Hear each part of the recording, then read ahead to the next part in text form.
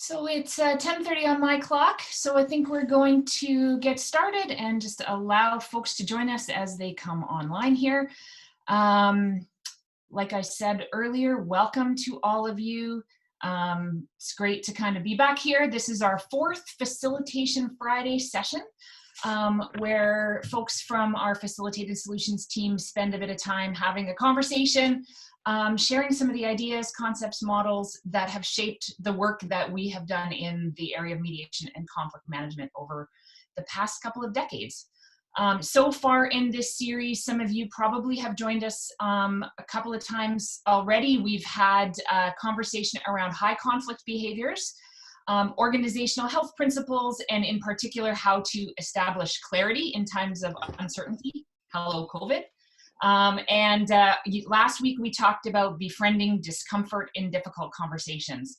This week we are talking about tackling the idea of gossip, specifically recognizing that this idea of gossip or chatter is not something that is absolutely totally preventable, but is something that needs to be and can be managed well, right?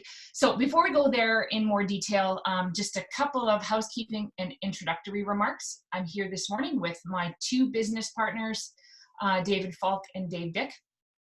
I'm going to kind of date myself here, but sometimes I say that I feel like Larry from the Bob Newhart show. Hi, I'm Sandy, and this is my partner David and my other partner David. David, why don't you give us a bit of a kind of snapshot of who you are and your connection to this work. Go for it, Dave. Okay, my name is Dave Dick.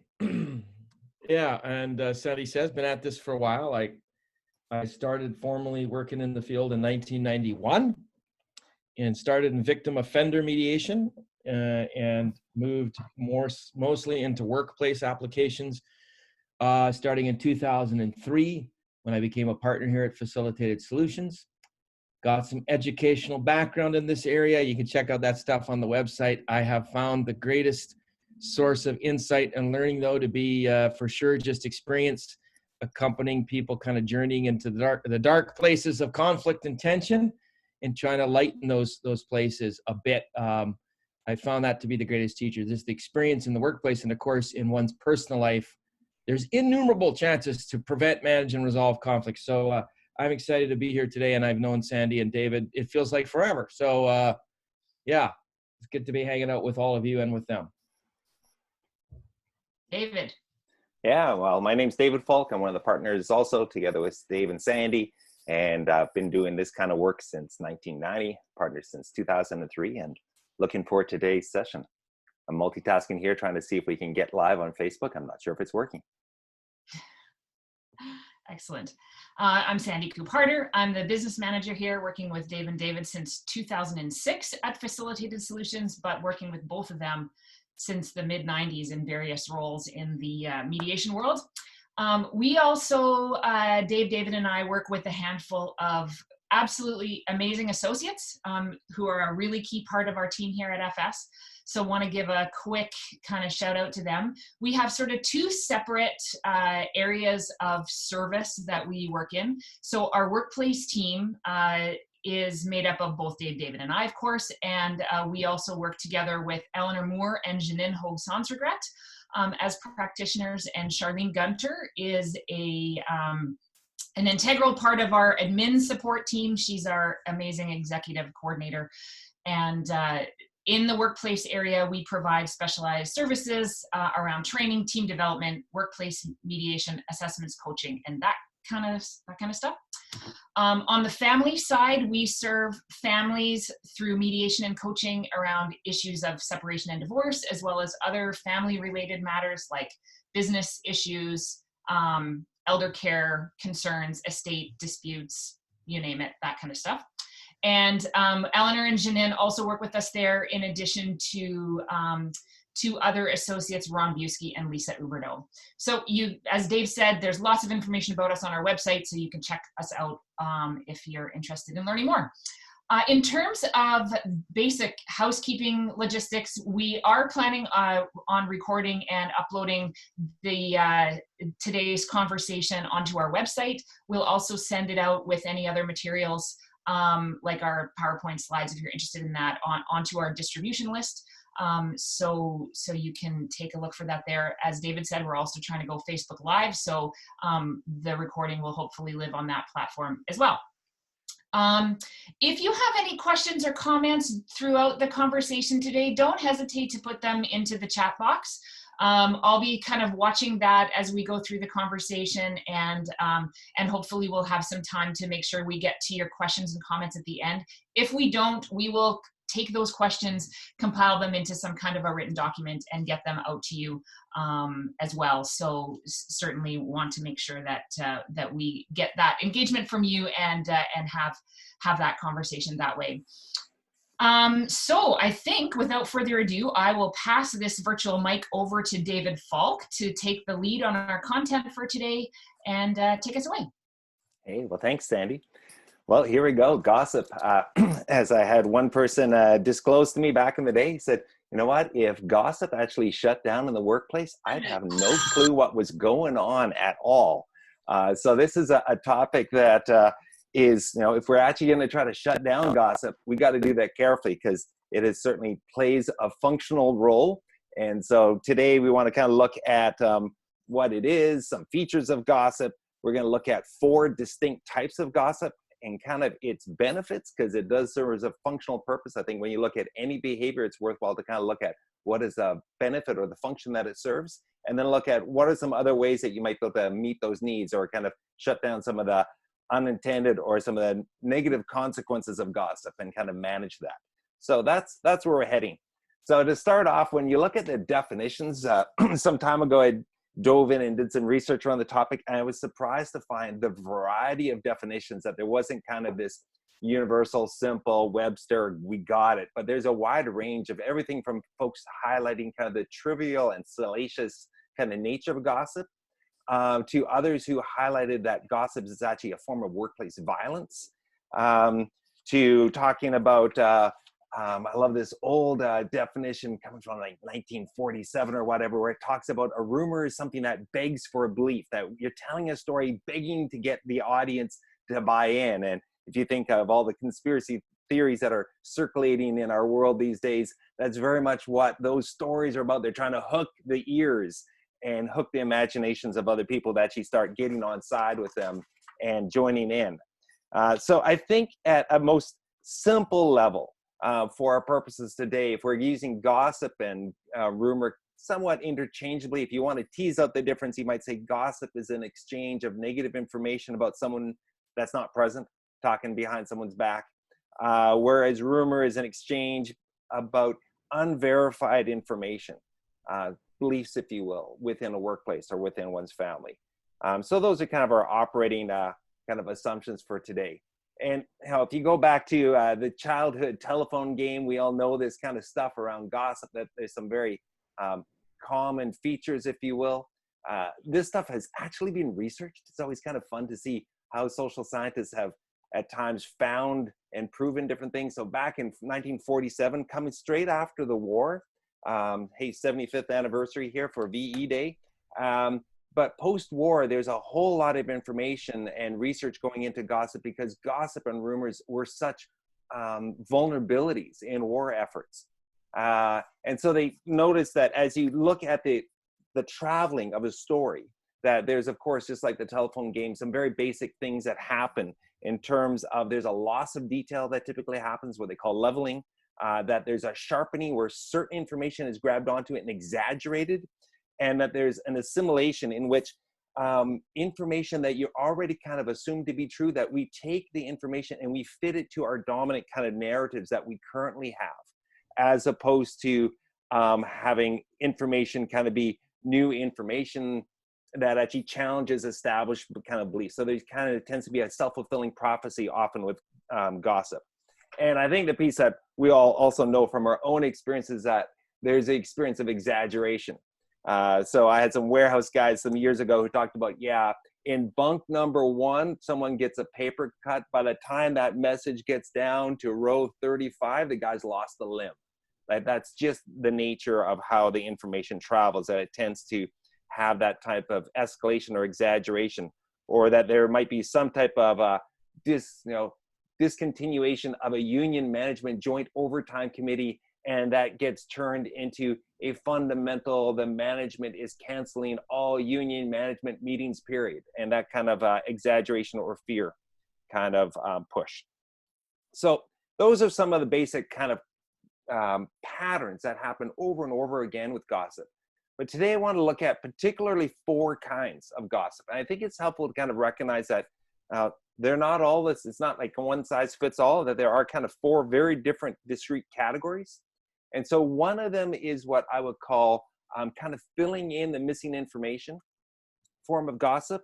And this is either fueled by fear, because we don't have information, so our anxiety causes us to make up stuff, or in the absence of information, we go with kind of our fantasy. So it's either fear or fantasy.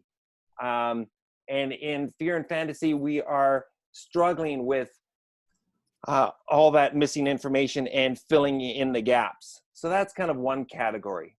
A second category of gossip, if you will, would be conflict avoidance. And conflict avoidance is that lovely thing that happens that when you don't want to have the conversation with the person because of anxiety, well, you go talk about the person somewhere else. A third category would be in and out othering, where we establish kind of norms of who's in with who's on Team David versus Team Sandy.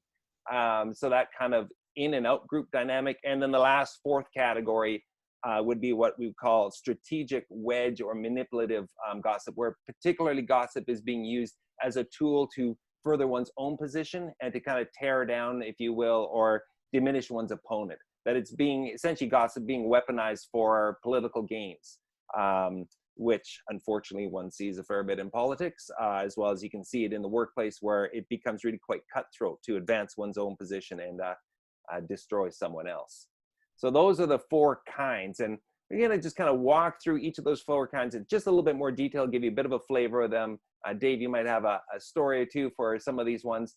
And then we'll kind of walk into like, what do we do kind of in terms of managing these different kinds of gossip? So here we go. A little bit more information on these 4 kinds. So if you're thinking of filling in the missing information, here in Manitoba, it's way too cold. I just got to say that for this morning. It was still below -4 at the airport this morning.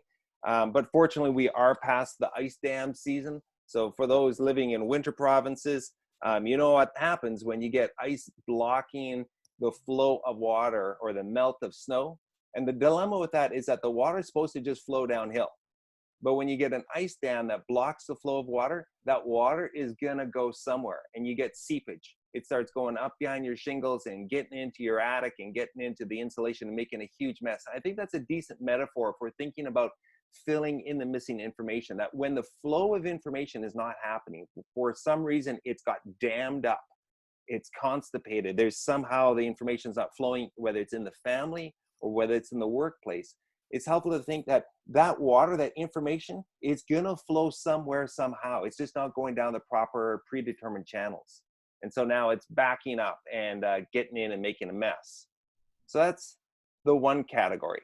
Whereas when you look at conflict avoidance is kind of looking at if 1 and 2 or 2 people with some tension, there we go, a little squiggly line to represent tension. If they don't deal with their own issues with each other and work it out and resolve it, get back to some stability, it's inevitable that someone's going to reach out somewhere for help. And right in that moment, it might be a genuine reach out for help, and or it might just be a venting gossip session to go and talk about where 1 talks to 3 about number 2. And when that happens, it's easy for, if 3 does not provide support to either deal with the issue or does not commiserate in a way that is agreeable for number 1. So if you're a leader and you are perceived as being ineffectual, not doing anything or taking the other person's side, well, we've got a problem now, because number 1 now is disappointed with you, and they might go find someone else to gossip to. And they're now going to talk to a new third party to which they'll complain about number 2, that horrible colleague, and they'll complain about you as their boss of how they went to you and you provided no help. You left them kind of high and dry. And in this situation, hopefully, or not, right? They choose someone that is kind of a like-minded deviant, someone that actually agrees with them, that commiserates them, and gives them a sense of stability. But the challenge is that it's kind of the superficial sense of stability, because these fundamental relational tensions with their colleague and with their manager exist, but they do have their one buddy that agrees with them about everything. And so it's super addictive. It's super serves its purpose of kind of providing stability while avoiding the actual fundamental conflict tensions. The other piece that we've seen in our work, of course, is that when people come to you as a leader to complain about the other party, if you don't want to be the subject of gossip, so you're trying to be proactive and deal with the issue, if you pick up their cause and try to go be the hero and go address that issue with the other individual, well, guess what? Number two will now perceive that you've taken number one's side, and you're going to have most likely attention with them, and they might go gossip about you. And so out it escalates. And so in one organization that we dealt with, there's two frontline workers, 1 and 2, they had tension. One employee went to their in-scope supervisor, person part of the bargaining unit, and said, help. And that individual tried to be the hero, tried to be helpful, went and talked to the other employee and said, hey, you know, can you just back off and be a little bit more mindful about number one? That conversation did not go well. And so number 2 jumped out to their union representative and said, help. That union representative went over to their member, the supervisor, in-scope supervisor, and used the H word. You got to stop harassing number 2.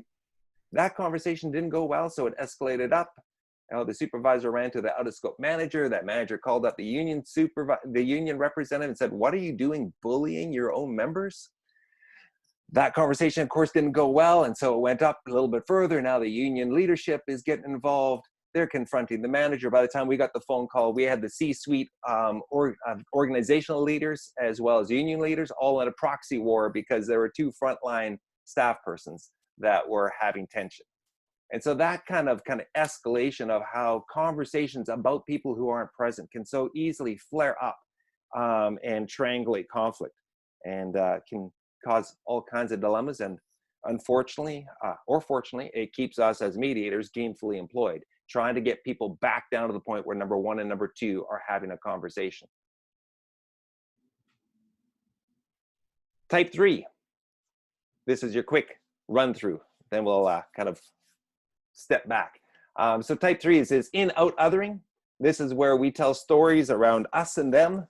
And it doesn't really matter whether the us and them are relatively equal groups, or whether it is a situation where the us is the majority and we're gossiping about a minority about the them, or whether the us is the minority and we're gossiping about the majority. It all serves kind of a very similar purpose, in that when we are doing that type of gossip, we are reinforcing established stories, reinforcing established perceptions that often are hugely about affirming our own identity, our own rightness, and the other group's wrongness, kind of keeping those kind of tribal lines established between me and my group and them and their group. Dave, you want to dive in here with a story for either one of these ones that we've covered so far? Well, sure. I could. I mean, I'm struck by your metaphor of the ice dam. First of all, David, that's super helpful. I love metaphors, and I'm not sure I'm as fond of the constipation metaphor, but it's also graphic and it gets your attention. It is graphic. Yeah, it gets your attention. This is stopped up and it's going to go somewhere. My nursing friends have said, yep, what we need to do sometimes in our workplace is we need to disimpact the system, which is their wonderful word to get things flowing again. But it's gotten constipated. It's messy business, but wow, you get sick quick if things aren't moving. Yeah, fair enough. So now we've expanded on that metaphor, but I'd say it's very powerful. Metaphor is very powerful. Years ago, I was just doing my dishes, listening to the radio. CBC is one of my go-tos, and I don't remember the name of the psychologist, but this has become common wisdom for some of us, the notion that what human beings don't know, they make up. We're the only, this guy said, we're the only creature that does that. A cat, if you don't feed your cat, it might get grumpy, but it doesn't write War and Peace over the weekend. It doesn't write a novel about why you did that. So that's a powerful thing. But just on the conflict avoidance, maybe I'll share a quick example there. 2 stories from my, quick examples from my early years working in the field. I worked in a not-for-profit setting. We were we had what we called a conflict conciliation committee, and I was an elected member of this committee of two. It was this very small committee, pair of people that was meant to help with conflict management on our team. And I remember very distinctly that there was a conflict between two supervisors, people that actually we reported to, that kept manifesting or leaking out in the staff room at lunch and on breaks. The one supervisor would make little comments, like kind of nasty or little catty comments or references, sometimes veiled, sometimes directly, about the other person. It was getting super uncomfortable. And I won't get into what we did about that at the time, or a lot into, I know, David, you're going to talk more about what drove this behavior or what drives gossiping behavior. But I'd say, as I reflect back on it, I think supervisor number one, who was doing the complaining about number two, I think she felt outgunned by him, like kind of powerless. Like she felt like she couldn't talk to him and get heard. And so it was leaking out like those, between the tiles on your roof there, between the shingles. And other quick story is about me. I didn't realize that I was doing the same thing until a colleague in that same era, my first 6-7 years in the field, she said to me, and this is getting into where we're going, David, but she said, I'm starting to get a bit uncomfortable with how many times we've ended up talking about person X. And I was like, I mean, she did it as nice as you possibly could do it, David, Sandy. And I still felt shamefaced. I was like, oh my God, I'm doing what we get hired to help people not do, or at least find. And it kind of totally snuck up on me. And again, I think I was feeling I wasn't confident that I could talk to this other person and get anywhere, but it wasn't helpful what I was doing, and it was too frequent. So those are two quick stories from the avoidance, maybe the avoidance category there, Dave. Yeah, absolutely. So the challenge is when we get into this patterns, like they serve purposes, right? And so with the in-out gathering of gossip, where it's like my group versus your group, it serves to just kind of, and those of you who joined us last week for the embracing discomfort, we looked a lot at this cycle, but it serves so much to reinforce our beliefs and attitudes about ourselves and about others. And again, it's so powerful because it shapes what you notice and what you perceive, and then how you kind of cycle around. And so this is where we get into the your friends can do no wrong, your enemies can do no right kind of behavior. And we spend all of our time talking about our enemies and how they can do no right. And really plays into this, what social psychologists talk about in terms of confirmation bias, or my side bias, where we tend to search for, interpret, and recall information in a way that confirms our own beliefs and hypothesis. And of course, the stronger the issue, the more likely we're going to be really locked in on whatever that kind of perception is. So that's the in, out, or othering. And then the last category, and this I personally just find the most kind of damaging, is where folks are using gossip explicitly to kind of make gains in their status and their power base by diminishing or destroying other people. For myself to advance, I'm going to take other people out by planting out false stories and rumors out there. And the kind of stuff that happens on social media can be just absolutely devastating, or the kind of gossip that goes around within the office can be absolutely devastating when this happens, because it's not just about reinforcing norms in the behavior. It's actually about diminishing or taking people down so that you can advance. It is inherently political that way. So why do we do it? What is the functionality of gossip? And I think when you walk through kind of the gains, it's just helpful to be honest about that we do get information. Now, as this one guy said, if I wasn't plugged in the gossip line, I'd have no clue what was going on in the organization. We do get a sense of connectedness. When I'm gossiping about someone else, when I'm talking smack about one of my colleagues or another individual in my family, it creates a sense of closeness or alliance with the individual I'm talking with. It has that potential. In fact, there's been research, Sarah Wirt did a wonderful research study in which they got people to talk positive information about a third party versus sharing kind of critical information. And the interesting thing coming out of that research is that when the people that shared critical information, that were talking cynically and critically about others who weren't present, they scored a higher degree of closeness or affinity with each other than the folks who were given the task of talking favorably about someone else that wasn't present. So there is this kind of a shortcut to intimacy, if you will, or shortcut to closeness, because we have that sense that it's you and me, and there's a and anti-them, the other out there. So it can really have that kind of powerful impact in terms of a benefit. In addition to going down that way, we can also have maintaining norms. You listen to gossip in the office, you can figure out what's cool and what's not cool to do. And it can save you from putting your foot in the wrong place because you hear what's getting on the gossip line. And you can kind of learn how to navigate the landscape. And there is we get our dirt on our competition. It can enhance our position. Can also shape the pecking order within the group. Who are the subjects of gossip and who are the gossipers? That is an interesting kind of assessment of power dynamics within a group.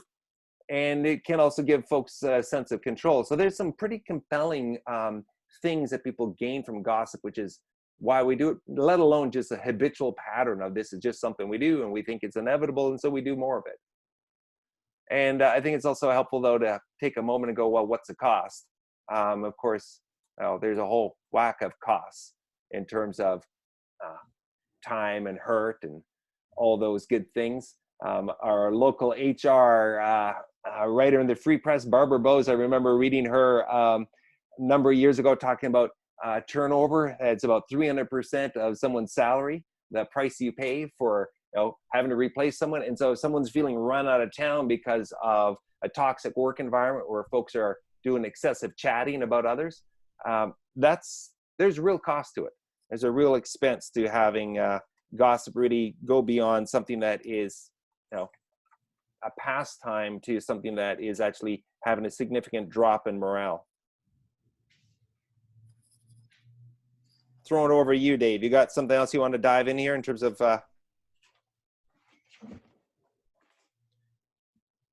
Hi there. Sorry, I turned off my camera there by accident. Hey, no yeah, worries. I mean, I'm thinking of one of the quotes that comes to mind is that there's an author I like, a contemplative author named Pema Chodron. Oh yeah. She talks about the warm glow of slander. It's just what a juicy feeling it does engender, especially if you feel a bit insecure about what's going on around you. There's something just really a warm glow and bond that happens when we talk. And it's interesting to me, David, the research you cited there, that it's more warm if it's negative somehow. And I'll just intensity. Say, I just say, I get that. I understand that.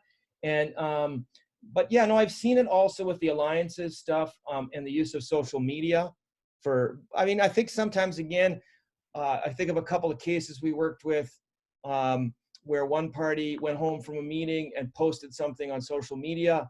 I think genuinely feeling frustrated with some things. And kind of alluding to, but without fully disclosing what he was talking about, but others kind of picked up on it. And, David, it starts to gain that telephone game momentum. Mm-hmm.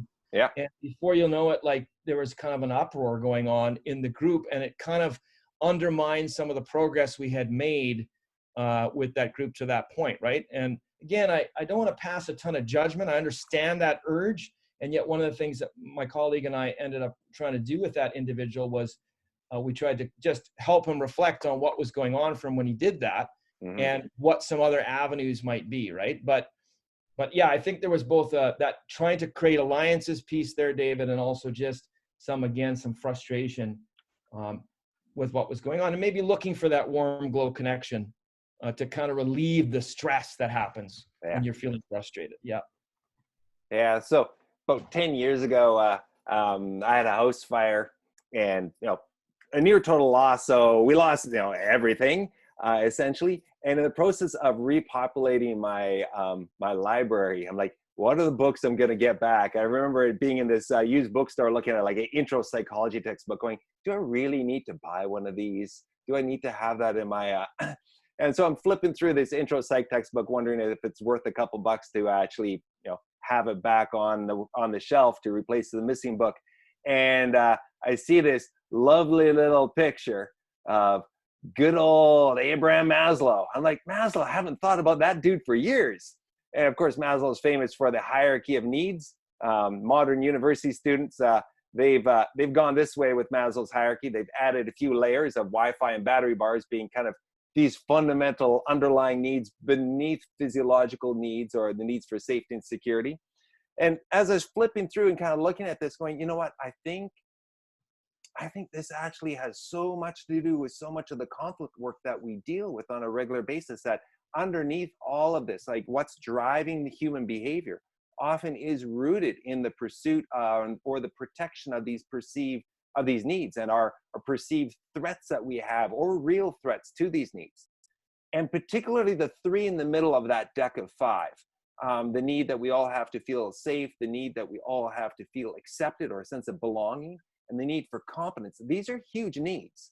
And when those needs feel threatened or compressed, well, I think that is in part what kind of fuels gossip, that fuels rumors. So if we're not feeling safe, for example, because we're missing information, that, our lack of safety and our sense of fear or our fantasy of what we would wish for to feel safe, I think that fuels sometimes that conversation where we're making up stuff, making up information. Or the sense or the need for belonging, sense of acceptance. I think that also often is fuel for the conflict avoidance gossip that is all about, okay, I want to belong, and I think it's also partly safety, right? But I don't feel safe enough to deal with this conversation. So I got to talk to an ally, someone who can help me feel relationally secure that I belong, and it's an easier conversation. Or the in-out othering, I think also is a lot of belonging, of who's in and who's out, who are the good people and the bad people. That, it's all about belonging. And then this idea of strategic or wedge gossip, I think is very much around that competition, if you will, for who gets to be seen as competent or the best. And especially when you're kind of operating with a scarcity worldview of there's limited options or limited resources, and we actually have to fight or compete for that. Well then, okay, how do I use strategic or wedge gossip so that I can look out as coming out on top in terms of achievement or mastery or recognition or respect? So if we think that's a zero-sum game, then I want to take out the competition so I get more recognition and respect than others, even though that might not be your best move. So I don't know. It's that Maslow I've gone back to, over and over in the last 10 years since I picked up that old used psychology textbook. Probably used those ideas more in the last 10 years than I did in the first, 15 years of my work. So we're going to pivot over to this idea of how do we actually stop, if stopping is even possible, or at least work at managing gossip. And looking at that through a variety of different lenses, there's this old Soviet war poster. Here we are 75 years post, so it seems appropriate to do a little shout out to that history. In the West, the Allies had the saying, loose lips sink ships. Well, in the Soviet system, they had these posters, which is a little bit more blunt, which is basically saying, stop talking, talking leads to treason. So there is something about that is pretty compelling. But if you just go up and put a bunch of stop gossiping posters in the workplace, when we all go back to shared workplaces, or put up posts on your website, I don't think that necessarily goes a long ways. So being able to break it down, a way that we have found helpful to break it down is to actually look at the 4 different categories of behavior that surround any kind of gossiping moment, using the acronym STOP, knowing that we all have some type of role that we play. We are either the source, the person who is initiating the gossip, the person who's talking about someone else. The T is the target, the person who is being targeted, the subject of the gossip. So there's things a target can do. The observer is the individual who is on the receiving end of the source's conversation, the listener, if you will. And then lastly is P, person with authority. So if you're in a leadership role, union management, parental role, whatever that leadership role is in your context, what is it that you can do? So we're going to kind of walk through those 4 kind of categories, or those 4 different roles, and look at what each player can do in terms of mitigating or reducing or gagging gossip. So let's start off with our lovely source in terms of what the source can do. And the source can do a whole wide variety of things. And I think one of the things that's a lovely little psychology dynamic is be careful of the If you spot it, you got it. So if you're really tempted to be gossiping about other people and things that they're annoying you, maybe look in the mirror and ask yourself, is this something that I actually hate about myself? Is that why I'm so intolerant about it with other people? I know the very things that I have disliked the most in other leaders, or the things that I have disliked the most in my kids' behavior, are the very things I dislike the most in myself. And so sometimes when you're fueled with wanting to gossip about someone else, it's helpful just to take a moment and kind of check in with what is fueling my need to gossip personally. There's some, and then I think the second thing would be to say, what's fueling the need and what could I do instead to actually meet the need in a more constructive or pro-social way. So some of the best wisdom I've found out there on this topic really looks at having a couple filters that you could use to kind of assess when you're looking in the mirror to kind of assess your behavior. So one is kind of the basic exposure filter. This would be to ask yourself when you catch yourself engaged in the conversation or being motivated to bend someone's ear, ask yourself the following: would I repeat this gossip directly to the person that it is about? If Dave and I are chatting about Sandy, is this something that I would actually talk to Sandy directly about? Would I want to be quoted on TV or in the papers or on the company blog? Like, is this something that if it got out there, and these days, I think it's always helpful to assume you're being recorded. So if it was recorded, would I be okay with that? Or to run it through not just the exposure filter, but the kind of personal value filter of, would I encourage, those of you who are parents, would I encourage my kids to be behaving this way? If you're in leadership, would I encourage my staff to be acting this way? Is this in line with my personal values, or is this in line with the company values, with their team kind of values? Would I engage in this conversation if it was about a friend, or is the only reason I'm gossiping is because this is an other, and so it's an easy target? So running it through kind of those kind of personal values of, does this behavior kind of match my own personal commitments to myself and to others? And so as you kind of reflect on, filtering your behavior, kind of catching yourself and doing a little bit of critical self-awareness of, ooh, am I actually comfortable doing what I'm doing? Then the other question is, what is the underlying need? And if it's information, well, how do I get information other than just tapping into the rumor mill? Who's the person I need to go and legitimately ask and say, hey, what's happening?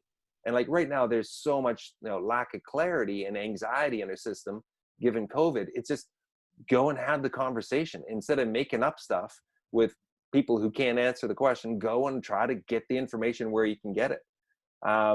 Or if it is about closeness, a sense of belonging, how do I get a sense of closeness, even though it's a shortcut to closeness by trash talking someone else? How do I just pick up the phone and have a conversation where we're not slagging someone else in order to feel good about ourselves? How can I just have a sense of connection by connecting with others? Or how do we maintain norms within a group? And is there a way of doing that that's beyond kind of use of gossip? Or if I am focused on, I want to be successful, I want to compete, how do I compete in a way that's not about destroying my competition through false statements, but rather is just by looking at my own personal strive for excellence or my own personal strive for success? So a great little resource for those of you who might want to have a follow-up, little book called The No Gossip Zone by Sam Chapman. It's a great little read in which he very much talks about, you got to own your 100%, right? Take responsibility for your behavior and your role in kind of making a positive contribution to your workplace or to your family dynamic. And when you mess up, just own it. And recognize that if you feel like you're out of the loop, go get the information. If you feel like you got tension, conflict with others, well, go and deal with it, as opposed to kind of using these easy outs that gossip can afford, that don't really satisfy in a long term the need, but they do give you kind of this short term, kind of a short little hit or short little fix. And yet some folks still go, well, there's something I get out of complaining, having a good vent. And there's this lovely book called The Language of Emotions. It's an intense one. Has some really interesting insights in it. And the author, Carla McLaren, she talks about this option that if you really need to go out there and vent, you could do what she calls conscious complaining, which is one thing to go and get a coaching conversation with someone to say, hey, I need to kind of think through a situation, versus when you're doing conscious complaining, this is literally going and saying, doing kind of a ritual of, in private, give yourself permission just to rant and rant. Well, scream at your plant for a bit, complain to your plant, use your journal, whatever, and do that, get it off or out of your system, then close off that ritual with a little expression of gratitude, thank the plant for listening, and then end and go do something positive. So it's a little maybe silly if you think about it, but then again, I'm not sure if it is actually that silly, because if you got to get out of your system, you got to get out of the system, but you're doing it in a way that's not taking my crap that I have and spreading it to others within the team or others within the family. It allows me to kind of vent it out and then engage in maybe a more constructive, if I knew a coaching conversation, that's a different kind of thing, because now I'm motivated to actually get prepared to go solve a problem instead of just ranting about someone. But if I just need to rant to the plant. We're going to move on. Target. Unless if you got something there, Dave. Well, just quickly, I mean, just in defense of plants, my understanding of the research shows that if you talk nicely to your plant, it does better. But it does. All kidding aside, I just want to say quickly on the source stuff again, that time, two quick thoughts. One, the time that colleague of mine gently confronted me, again, she held honest and gentle together at the same time, versus tipping too much harshness or honesty with me if she gets fed up, or just too much gentleness as she avoiding. She held that together, and it did cause me as the source to go, I got to stop talking to person X about this, and I got to figure out how I can talk to person Y. And it did actually motivate me to engage that the person that I was kind of getting triggered by. And I think we had not a perfect conversation, but a more constructive conversation than I would have guessed. And it resolved things to a degree to me, and I felt less need to talk about it. The other thing I just want to say quickly here is, when you're a source of gossip and you're talking to others, I think, and I just dealt with this again recently in one of our files, there's a tendency to assume it's like harmless gossip. It's just a bit of venting. And so there's a line to walk there, David, because at the beginning you said, we're never really going to eliminate gossip. It's a naturally occurring phenomenon, but how do we limit the damage it does, or negative forms of it? And this one matter that we were dealing with recently, this person said she just, a little bit of harmless discussion or venting about one of her colleagues to one of her other colleagues, but the colleague that she was venting at took that upon herself as a need to defend the first person. And as you were saying earlier, David, and the thing really took off from there like a powder keg, right? In terms of conflict, escalation, and change, I'll only say at this point, there's a 4-stage model we won't get into now, but you are already at level 2. The moment you're talking about someone, not with someone, you're at danger of moving from problem solving to personalizing, and it goes from there to antagonizing and ultimately warring. So we'll maybe save that for another Free Facilitation Friday, but just be aware, you may mean it harmlessly, but it may have unintended consequences. And I've seen that again and again in our work. Yeah, I've had a few conversations when I've done in-house trainings on this topic with leadership teams, and leadership teams kind of realizing, going, oh crap, you know what? Most of the time that we're talking, like, we do an awful lot of gossip as leadership, or within the HR office. This is all we do, is we talk about people who aren't present. And it's like, okay, so what's the difference between a constructive conversation where we're trying to figure out how to address, how to resolve, how to manage a situation, versus a temptation just to start getting into the, oh, well, employees are blah-dee-dee-blah, or this person is blah, and we just get into where it's not productive, it's not positive, it's just reinforcing prejudice and biases, and it's dismissive, and it does not serve well in terms of building a positive culture. There's so many schools and places of gathering that I've seen this poster in different forms show up. And again, it's one of those, exposure filters, right? Just a way of filtering before you speak. My mom used to say, put your brain into gear before your mouth into action, right? And asking yourself, the thing I'm saying, is it true? Is it helpful? Is it important? Is it necessary? Is it kind? And if not, then why am I sharing this? Is this actually helpful? So there's again, variety of different ways of kind of going after this. So I'm not sure. Yeah, I'm going to throw this in here. Monica Lewinsky. If you haven't seen Monica Lewinsky's TED Talk, do yourself a favor this weekend and watch her TED Talk. It is freaking awesome. And she talks about how when it comes to gossip these days, there's a different kind of element in terms of the online dynamic. We all know clickbait, like there's a structural inducement to have something salacious out there to get us to go click. It used to be in advertising, folks talk about sex sells. Well, now everyone's advertising constantly with their posts, trying to get the likes, trying to get the clicks. And there's something about that that really has taken, I think, this dynamic of gossip and salacious rumor and all that kind of stuff, and it's just jacked it up to a whole nother, like turn it up to 11, so to speak, right? And she, in her TED Talk, this one little piece just jumped out at me. She says, we need to communicate online with compassion, consume news with compassion, and click with compassion.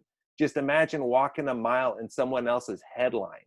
Just imagine walking a mile in someone else's Twitter feed. And just, anyway.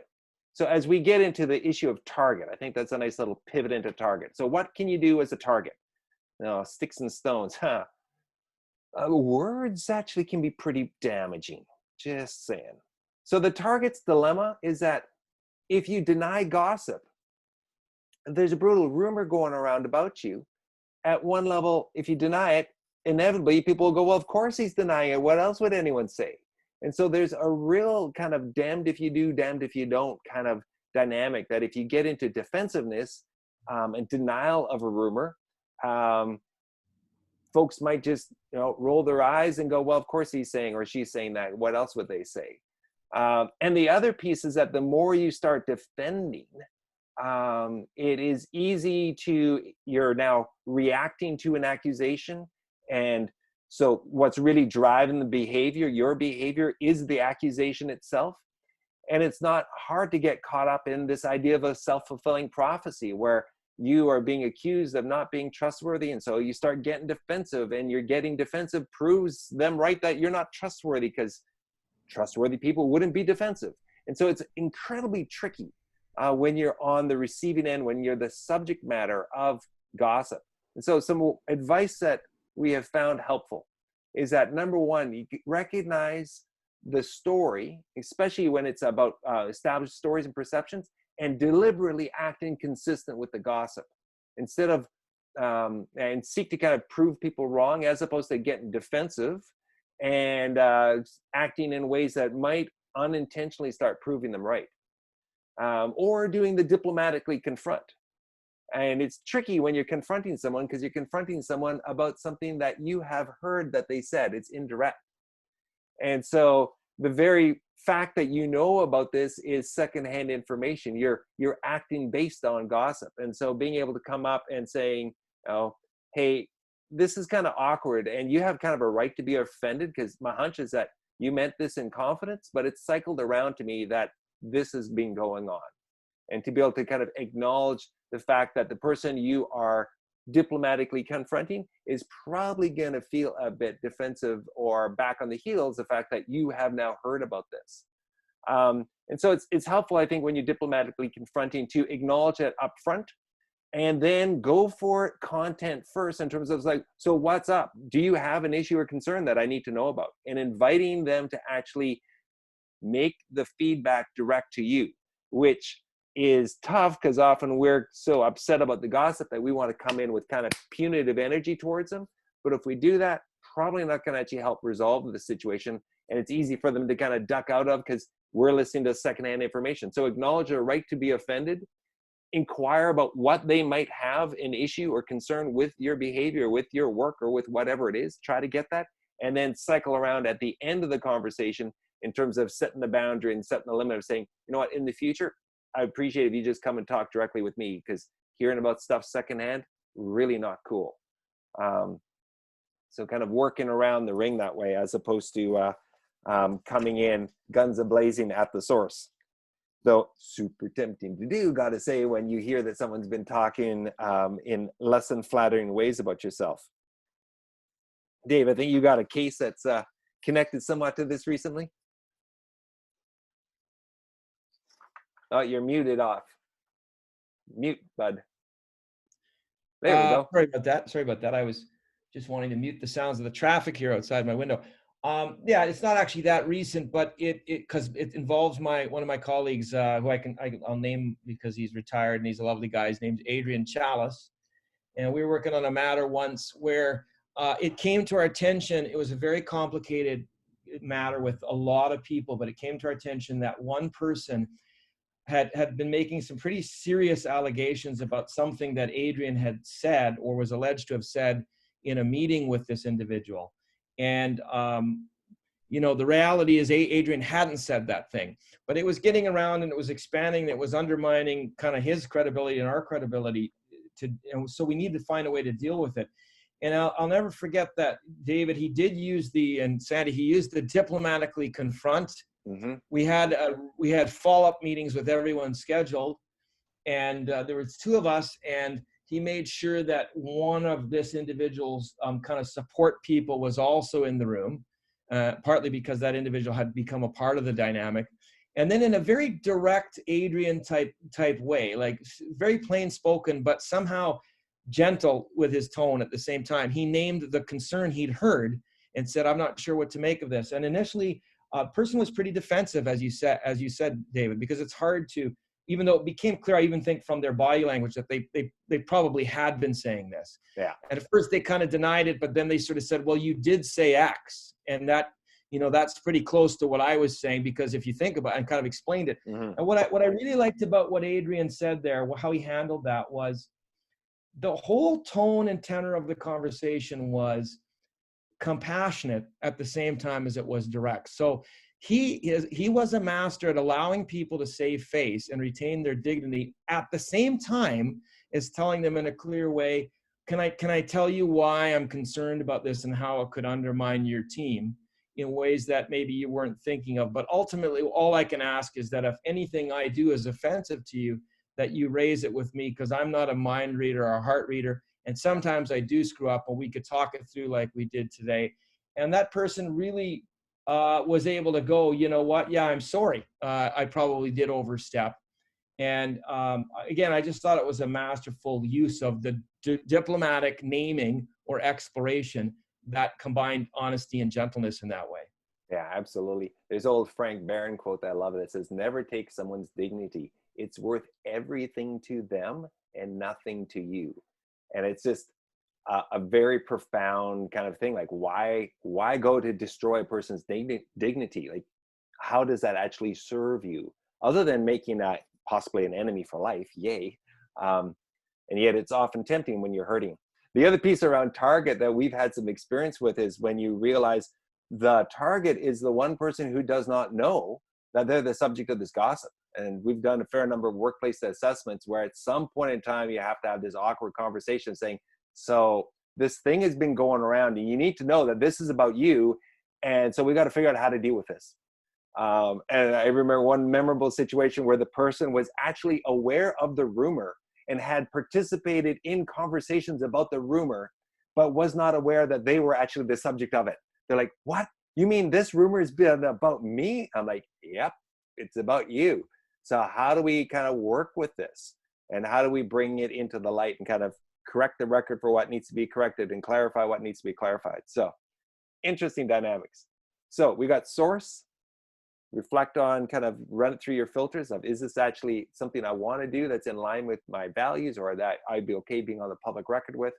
Target, in terms of diplomatically confronting the person or acting inconsistent with the behavior, proving them wrong, or if needed, report and request for help of saying, "Help, this is going down and I need some backup."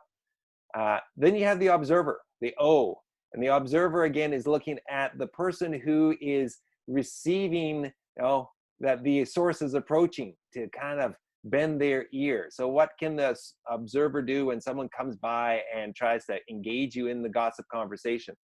From Sam Chapman's book, The No Gossip Zone, he says, just start small.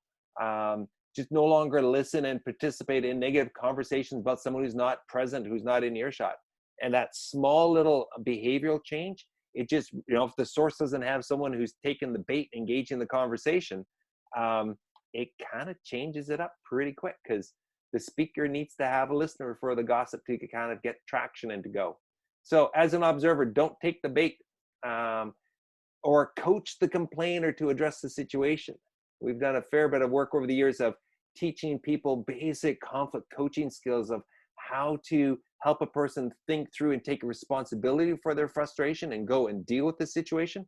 And the wonderful thing when you engage a person in a coaching process is that if they're just wanting to vent and gossip, they shut up pretty quick. Because as you take them in the coaching process from the initial kind of venting, if you will, and ask them, so what's this really about? And what do you want to see happen? And what are your options? Well, that's no fun for someone who just wants to kind of talk trash about another human being. They just want to stay in this vent and have you commiserate with them and go, oh yeah, poor you, you're right, the other person's so evil. And when you actually push them into this conversation, they either start engaging in a helpful problem solving, taking responsibility for their situation, and or they shut up and either go find someone else to complain to, which, at least they're not complaining to you, and or maybe even just start stepping back and realizing that they need to check in on their own kind of motivation. You can, as Dave, your example of your colleague coming up and being direct and yet gentle, in terms of voicing objection or shifting the conversation topic, even more gentle. Just, hey, let's not talk about so-and-so. Why don't we just, changing the subject, if you will, or disengaging the topic, or disengaging the conversation, walking away, or I just in more extreme, importing in, like letting the other person David, know that you're taking up. Yeah, go for it. You've gone mute on me again, bud. Oh, sorry, David. I just want to say, as you say those, you go through that.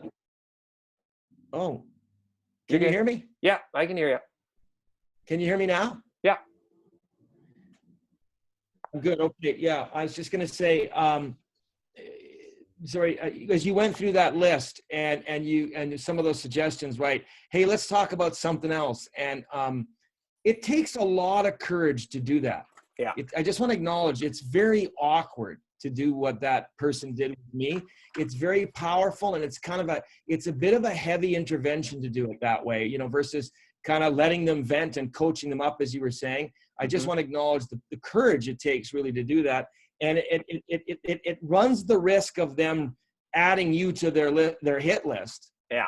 And so just being aware of that, I guess I'll just say, and being ready to, if it feels too awkward, to then have a kind of conversation about why you feel awkward and acknowledge whatever's happening for them, right? So I just want to acknowledge that, because I know I've done this, and particularly in situations where the person is my peer or a friend, it's tricky. It's tricky to do it well and not kind of torch the bridge between you and that person, right? Yeah, I think I totally endorse what you're saying. I'm just acknowledging the trickiness of it. Yeah, absolutely. I think part of trying to do it well is owning the need to shift the conversation. It's still, the other person will probably still feel some pangs of judgment, but it's different if you go, you know what, I feel uncomfortable talking about this without the other person present, as opposed to saying, you shouldn't be talking about this because they're not here, right? It has a little less of that naughty dynamic. So yeah, I think it's just kind of critical to kind of own your own need to shift the conversation topic, and that makes it a little less awkward, or a little less likely that it will end up being something that torches the relational bridge to the source, or causes you to be the new subject matter of the source's gossip to the next person down the cubicle line as they wander down to find someone else who's going to be a more agreeable subject. Absolutely. So in terms of the person with authority, So we looked at the source, the target, the observer, the listener, being able to kind of redirect the conversation or coach up the person. Person with authority. I think it's somewhat dependent on the type of gossip that they're dealing with in terms of how they might choose to engage or choose to try to address the issue. And so when you're in the leadership role, whether it's a formal managerial role or just a team leader role, whatever that role is, you can do a bunch of things to kind of just reduce the likelihood of gossip even taking root within the workplace, just by having clear and consistent communication, making sure that there's, you're flooding the workplace with facts as opposed to withholding information. It finds so often people don't want to disclose until they have it all finalized. And I think there's a real risk with that because you're slowing down the information flow. So share whatever you can share and share where things are at, even when they're half cooked, of saying, hey, currently it's half cooked. This is where it's at. Just get the facts out there so there's less likelihood of people making up stuff. Be real clear about your intentions, being transparent and saying the purpose we're doing this, the reason why we're making this change. We're changing the job title, we're changing the job position. Be real clear about your reasons and rationales, because otherwise people will make them up. Even if you disclose them, they still may make them up, but you'll mitigate the chance if you actually upfront. And be really clear about your values and your expectations about how we deal with things within the workplace, or how we deal with things within our family if you're looking at that environment, in terms of what is our norms in terms of how we deal with things. And we can set expectations that we deal with each other directly as opposed to going and doing the gossip thing. So in terms of the 4 types, filling in the missing information, conflict avoidance, in, out, and strategic and manipulative. So back to our ice dams. Those of you who are Winnipeg based, we've got our big floodway, and a couple of years ago it was so jammed up. You just have to go out and break and bust up the ice so the water can get flowing. So what are the things that are damming up the information flow, and just get rid of those barriers? I think sometimes in our leadership teams, we have to have real honest conversations and challenging conversations around why are we restricting sharing this information to staff? Because the longer we sit on this information, the more people are going to make stuff up, and the stuff they're going to make up is probably not going to be helpful. And so we need to do some ice breaking and actually just get it going, which can be really helpful to get the facts coming out. And having this principle of transparency being your friend, as opposed to thinking that we either got to share it all or nothing. It's like, share whatever you can at this moment. One of my personal favorites, and I've had a number of leaders who have kind of grabbed onto this when they're going through uncertain times or significant organizational changes and there's loads of anxiety, is getting a venue for questions and concerns to legitimately come to. The information needs to flow. And if you don't place a venue for it to flow, people are going to start making up stuff. And so having something like a standing agenda item on your weekly meeting that is rumor of the week, and just calling it what it is, in which you as a leader say, okay, rumor of the week, what's the buzz on the floor? And what do you need to know? And be able to just put a space, a placeholder in the agenda for folks to say, well, I've heard this. And so you can then get it in the light and get some clarity on it, getting the other perspective on the issue, as opposed to allowing that information just kind of seep underground or get up behind the shingles and start rotting out the wood and all the insulation. So being able to just clear out a path of this is a forum where we can have some honest exchange can be extremely helpful when it comes to the missing information category of gossip.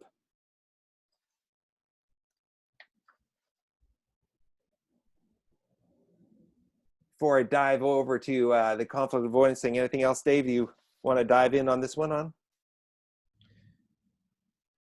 Just maybe to echo one brief piece there around providing a venue. I think these things are connected: transparency, right? Avoiding the all or nothing, figuring out what you can share, and creating a venue for openness. I know Sandy and I worked with the leader a number of years ago where there were a lot of questions and rumors going on about certain things, decisions that had been taken or might be taken.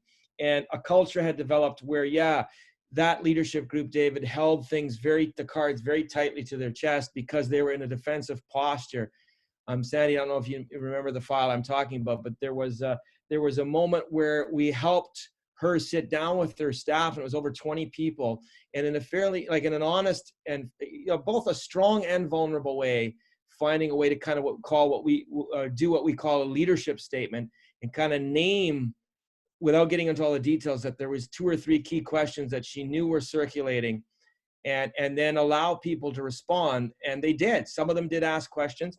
Some of the more caustic people, was interesting, went real silent, because I think this was not their idea of how you deal with, like there was a bit of feeding off that warm glow energy that was now being kind of, the tap's going to be turned off, because here's this leader and she's just opening the door to a conversation. Sandy, do you remember that case? I don't know if you want to add anything to that, but it changed the dynamic. That woman was able to change the dynamic.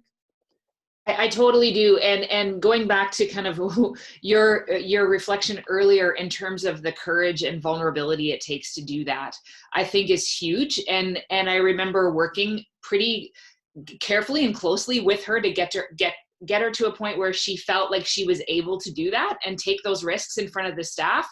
It was not easy. And she, even in the moment, right, she was able to kind of demonstrate that vulnerability. It was like a home run in terms of her capacity to be able to kind of go there, address the concerns in a way that was both clear, direct, and vulnerable, and essentially demonstrating the leadership that she needed to be demonstrating with that team. Just to add one last thing on the piggyback there, some of you are familiar with our archetypes material. Here I am holding up one of our cards. And the blue energy is the thinker. This corresponds to cool blue in the insights profile. And this leader that we're describing had a lot of blue energy. I sometimes jokingly call these people brainy smurfs. They're like owls, a numbers person, a data person. She's the kind of person who says, I do numbers and data. I don't do feelings.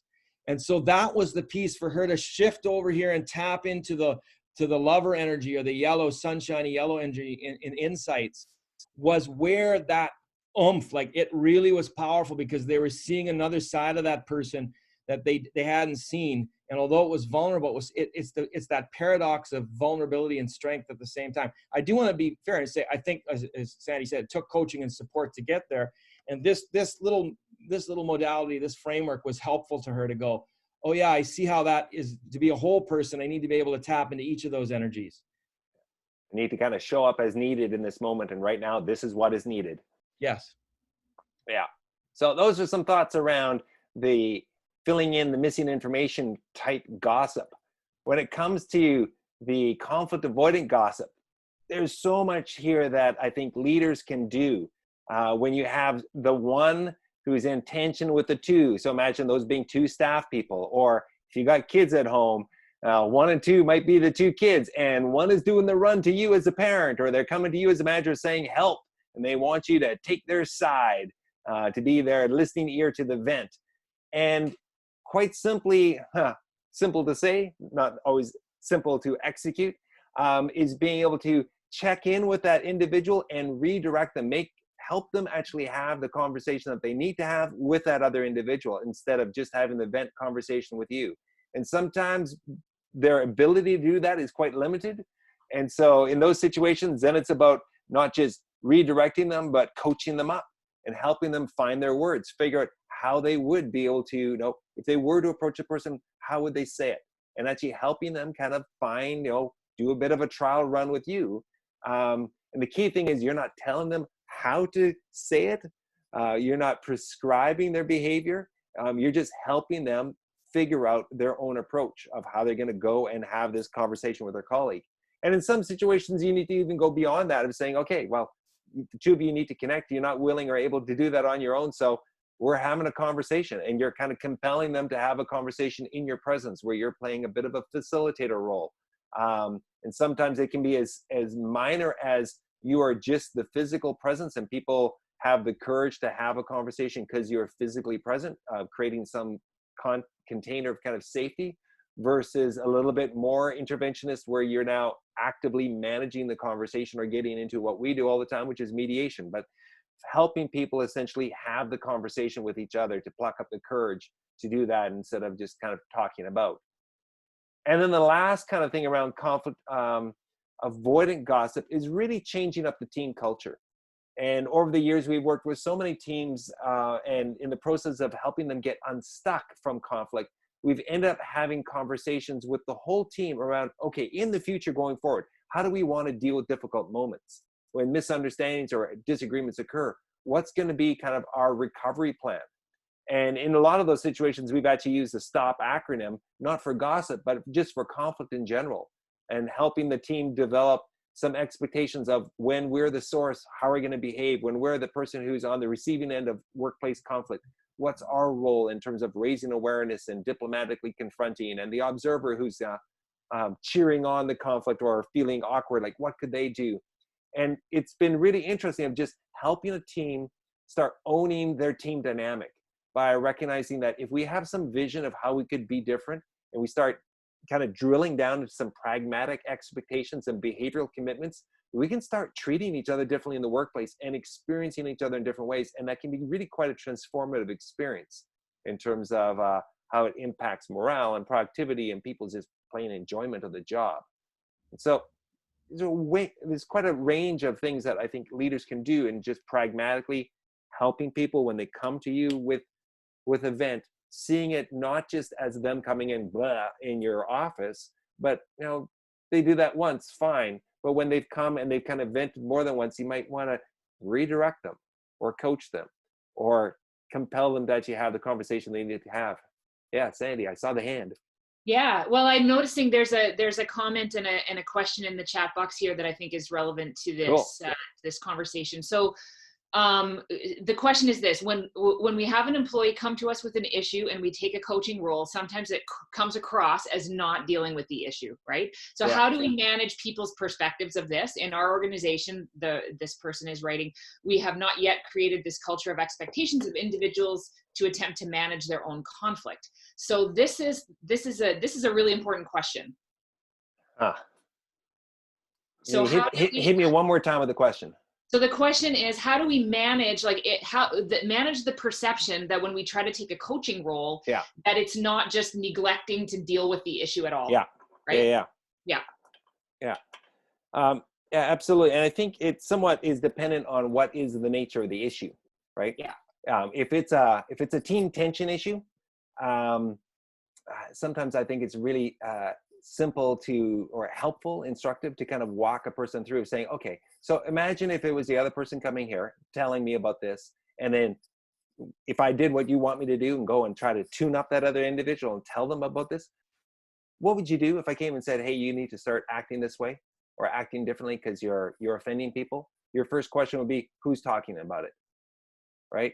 Mm-hmm. And you're telling me you don't want me to disclose? Well, okay, so how would you feel if you were receiving nameless, faceless accusations, finding that people are complaining to me about your behavior without knowing who it is or what exactly it is that is of a concern? So sometimes you can help people kind of perspective check and realize the need for them to, when it's team tension issues, for them to take responsibility for going direct and dealing with it, or to directly deal with it with some facilitation assistance, as opposed to having you be the hero and try to speak on their behalf, which is just fraught when you start taking up another person's relational concern.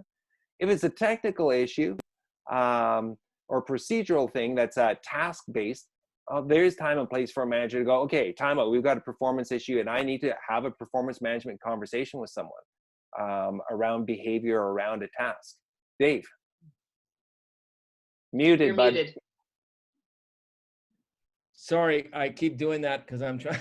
I'll just leave it on. Yeah. Hopefully you can't hear the traffic. Yeah. Very quick piggyback on what you're saying, David. I think a nice framework that ties together what some of you just said in a concise package was taught to me by a human resources person at Hydro a number of years ago. I'd share her name, but I honestly cannot remember. I've seen too many HR people over the years. But she said, Dave, what you need to do is go with the 3 buckets.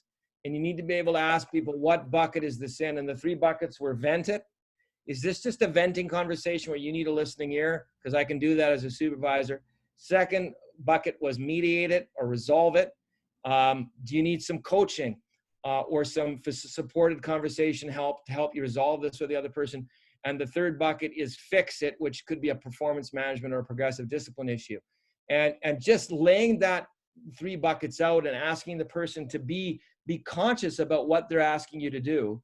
And even maybe as a leader being prepared to pitch a case to them for what bucket you think this belongs in. And sometimes the challenge there is they think it's a progressive discipline issue. They think they violated a workplace norm, but as you dig under the surface, it's clear that it's more of a difference plus attention than a violation of workplace respectful norms. And you, as a leader, then have to lead them to recognize that difference, right? Yeah. But those 3 buckets, vent it, resolve it, or fix it, as in performance management, those have been super helpful to me as categories to think about when someone comes at you. The other piece that I think is super helpful and with this regard is when someone comes to vent and says, but I don't want you to tell them that I told you, right? It's like, don't allow people to put you in handcuffs. And so it's one of those things of, hey, if you don't want me to act, then don't tell. Because as leaders, we are responsible for what we are aware of. And it's, again, about setting the expectation of, you're talking to me about something and I now have a responsibility to coach you to deal with that. Or if it's of a nature of, I need to actually go and deal with this thing, but don't allow other people to set the terms of how you lead by putting you in these artificial handcuffs. You're only handcuffed as much as you allow yourself to in those moments. So it's an interesting move that a lot of people do of trying to give you a vent, but then deny you ability to act. Sandy, were you going to add something there? Well, I was just gonna kind of underline, I think the need to, as a leader, to just be transparent and open about what you're seeing and what you're doing, right? And so that it's clear, and laying that out for people so that they're not left wondering, like, are you going to do something or are you not going to do something or whatever, like in terms of the original question, like the perception that you might not be doing something. So just being really clear about what you are or aren't going to do and why, I think is helpful in those situations. Yeah, absolutely. So moving on to our third category for in-out gossip. What can a person of authority do? This is where I think it's really incumbent on us as leaders to really work on kind of setting vision and expectations of one team, as opposed to allowing our teams to start getting polarized into these us and them cliquey kind of dynamics. Recognizing that, yes, we might have subgroups, but we have to have a sense of connection and loyalty to the whole. And that's part of what we need to do as leaders, is help people rally around a common focus. So if you go back to the clarity conversation we had a couple of weeks ago, that's part of what having a thematic goal can be really helpful for, is that you get folks kind of rallying around a common cause and realizing that they're in it together with each other, as opposed to seeing others within the group of actually pursuing different competing priorities or competing values. And in addition to that, I think there's times to deliberately try to mix things up, of breaking down some of the subgroup us and them dynamics of having people work with different colleagues on different tasks or different projects, just to start intentionally mixing up the dynamic, so that people have lived experience with the other and realize that they might not be quite who they thought they were. Some lived experience around that. And at times, I think you need to name it a little bit more directly when it's really taken root, and get some help to actually help facilitate those conversations and start breaking down the kind of the camps or subgroups that have formed within the organization, or that has formed within the team. And our last lovely topic for strategic and manipulative gossip. When folks within the workplace are using gossip to destroy other people in order to prop up their own standing, this is an area where I think the progressive discipline, the setting boundaries and limits, offering support, and bringing in appropriate consequences is kind of huge, where allowing people to go out there and try to destroy other folks without consequence is a problem. where if we're silent on these type of issues as leaders, we start being complicit in enabling or allowing it to happen under our watch, as opposed to plucking up the courage to be real clear on kind of the expectations and offer support and accountability for those who are kind of diving in and seeing this as a tool to kind of further their advantage within the team or within the organization as a way to step up, and help people realize that ultimately this is not going to be a sustainable path for you, that trying to step up by pulling others down might be a short-term win, but it's also earning you a reputation that is not in your favor in the long haul. So a couple of those thoughts. David, very quick success story with strategic wedge gossip. I had a client who was tweeting, using Twitter to process various things, and it was funny. Like two things seemed to work with this party, and so I don't know if I don't know if you're a funny person out there. If you think of yourself as a funny person, or if you think you can tap into humor. I found sometimes I can do that. Humor is a little edgy that way. It can be dangerous. But at one point in talking this through with her, I said, so would it be fair to say, because her staff was really frustrated, I said, would it be fair to say that this has kind of turned into Twittergate? And she said, yeah, I like that. You could call this Twittergate for sure. And I said, so how's that working out for you? Which is a little bit of a provocative question, right? But because she was kind of defending her right to use Twitter to process this, and it's not their business, then just asking the practical question, how's that working out for you? And then she started referring to a Twittergate and saying, I want to avoid a future Twittergate. I do. So it was a bit of a TSN turning point there, and it was actually that was hard to predict where that's going to happen. But sometimes the plain spoken question is helpful. Yeah.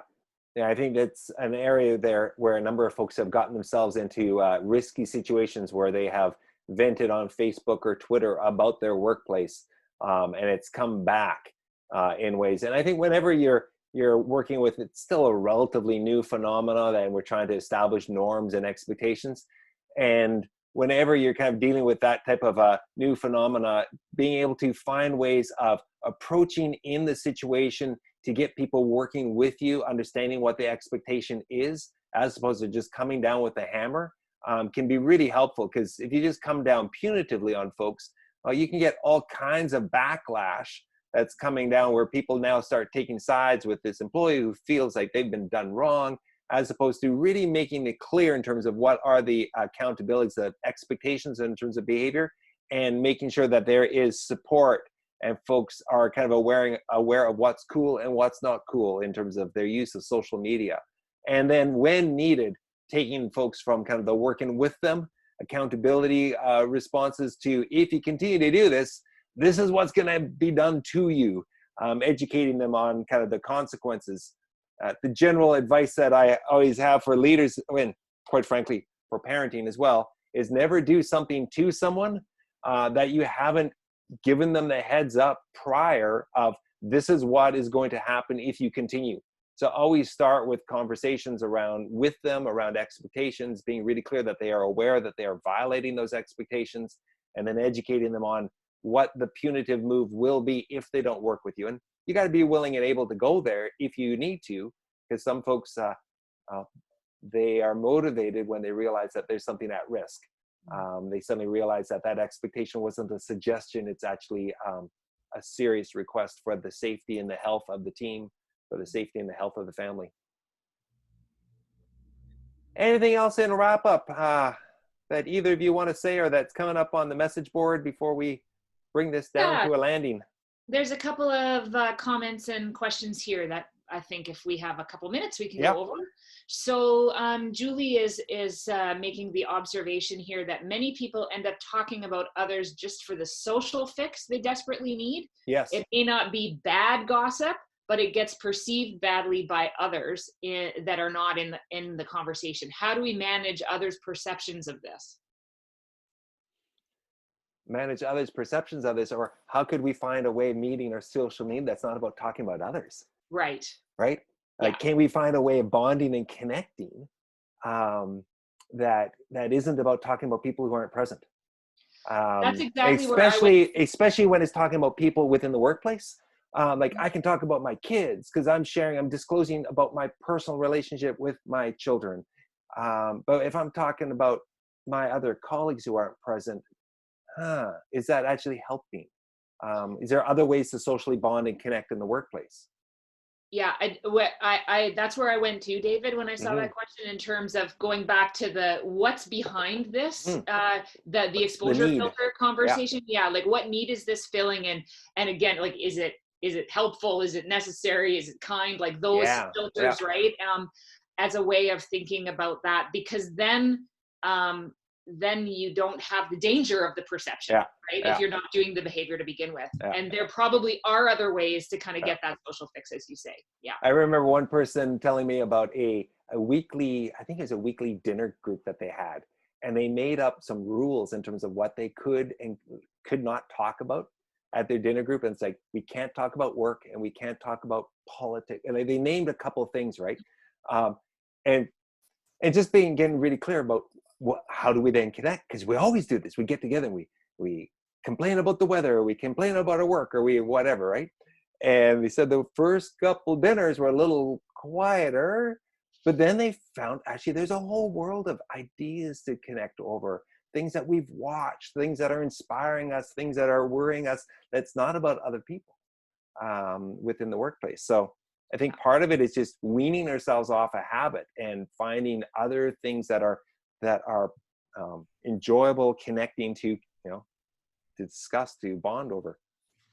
Judy has a question here as well. I have been part of teams, she writes, in which leadership believed that withholding information helped to quell fear and that triangulation of communication was correct protocol. So her question is this: have you seen situations in which frontline people have been able to shift that dynamic? I think part of the challenge is always looking at where do you have influence in the system and influencing what you can influence, right? And so when you're a frontline supervisor and you've only got this much information, you can still do rumor of the week with your stand-up, with your tailgate meeting, and influence what you can. And then the other piece I think is interesting to think of is don't assume that your leaders are leading the way they want to lead. And so then trying to influence up and making your request known, and kind of becoming an advocate for the pipeline, for the ice dams to come down a little bit more to get the information flowing. So yeah, it's tricky, but the challenge is, I think, we live in a highly imperfect world, and none of us are, walking models of perfection. Shock of all shocks. And so it's about how do you make best of an imperfect world, and exert influence where you've got it. And so, yeah, I've seen some very dysfunctional organizations where you got these little pockets that are much more functional, and they're making the best of an imperfect world. And so you get a federal department, and you got a little unit in Winnipeg in which they're making the best that they can, knowing that there's all kinds of information out of Ottawa that they have zero control over, right? And yet it is what it is, and you need to kind of consider that as kind of wind, as something that's beyond your control, and you try to make the best of your circumstance. Miriam shared a great quote here from Eleanor Roosevelt. Great minds discuss ideas, average minds discuss events, small minds discuss people. We do them all. Yes, that's brilliant. That's a lovely quote. That might be a lovely thing to end on, actually. Yeah, wondering about that. Any last comments from you, David or Dave, before we kind of shift into thinking about what's happening next week? I think I'm good, thanks. Okay. So next week, we're going to be talking about this idea of discipline and thinking about both in the context of the workplace, so performance management, and also applications in our family relationships. So reprimands, reparation, recovery, reconciliation, crime and punishment at work and at home. And so one of the frameworks that we're going to be talking about that that is part of the plan is this idea that David shared earlier, the social discipline window, walking through that as a tool to kind of think about how we want to be proactive and intentional with how we respond in the moment with issues that require some kind of, you know, small d disciplinary conversation, whether that's with your kids or whether that's, you know, at work in some way. So so join us again next week. And we'd love to see you back, and feel free to drop me a line if you have any comments, suggestions, or need the link for the conversation next week. Appreciate seeing everyone here, and I hope you all have a great week. Yeah, take care. Thank you. Take care.